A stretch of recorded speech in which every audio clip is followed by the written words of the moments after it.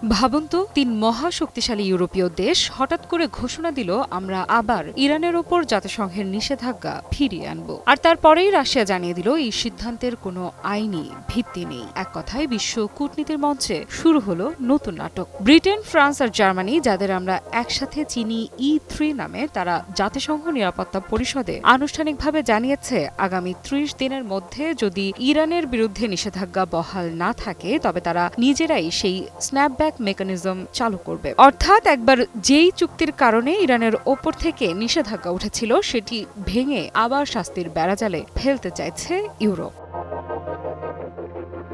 কিন্তু ইরান এই পদক্ষেপকে বলছে অবৈধ ও অন্যায়। তাদের মতে এর সরাসরি প্রভাব পড়বে আন্তর্জাতিক পরমাণু শক্তি সংস্থা IAEA এর সঙ্গে তাদের সহযোগিতার উপর। সহজ করে বললে, ইউরোপ এমন এক পথ বেছে নিয়েছে যা ইরানকে আরও দূরে ঠেলে দিতে পারে কূটনীতির টেবিল থেকে।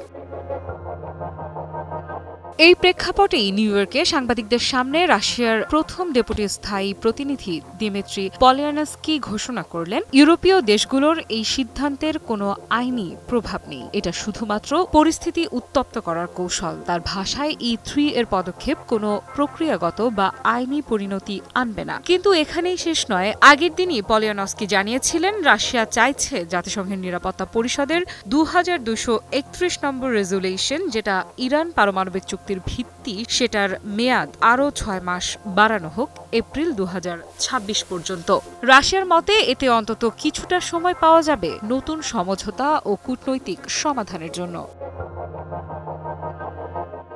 এখনও আনুষ্ঠানিক প্রতিক্রিয়া দেয়নি, তবে আগস্টের মাঝামাঝি বেইজিং পরিষ্কার জানিয়েছিল তারা ইরান ইস্যুতে শান্তিপূর্ণ ও কূটনৈতিক সমাধানের পথকেই সমর্থন করবে এবং স্ন্যাপব্যাক মেকানিজম ব্যবহারের বিপক্ষে। অর্থাৎ ইউরোপ যেখানে চাপ বাড়াতে চাইছে সেখানে রাশিয়া ও চীন দুই দেশই শান্তি আর আলোচনার পথ খোলা রাখতে চাইছে ইরানের জন্য। এখন প্রশ্ন হচ্ছে, এর ফলাফল কি হতে পারে?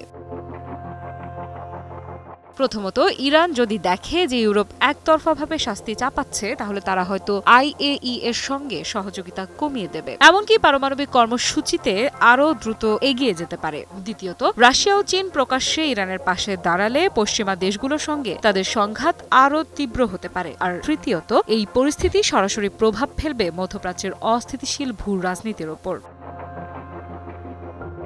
সবচেয়ে বড় বিষয় হলো, ইরানের পারমাণবিক কার্যক্রম নিয়ে এখন যে দৃশ্যপটের অবতারণা হয়েছে তা কেবল মধ্যপ্রাচ্য নয়, বরং আন্তর্জাতিক শক্তির ভারসাম্যেও নতুন চাপ তৈরি করবে। একদিকে ইউরোপের হুমকি, অন্যদিকে রাশিয়া চীনের সমর্থন। এই দ্বন্দ্বের মাঝেই ইরান হয়তো নিজের কৌশল আরও শক্ত করবে। আফরিদা ইফরা, নিউজ 24।